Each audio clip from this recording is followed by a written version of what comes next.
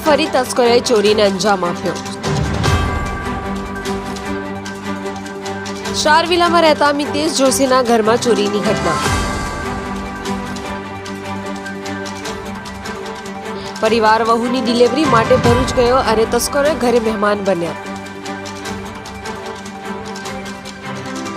અજાણ્યા ચોરોએ ઘરમાં પ્રવેશ કરી 90,000 રોકડા સોના ચાંદીના ઘરેણાં મળી 1.8 લાખની ચોરી કરી। ચોરીની ફરિયાદ બાદ માંગરોળ પોલીસે ચોરીની ફરિયાદ નોંધી શરૂ કરી તપાસ।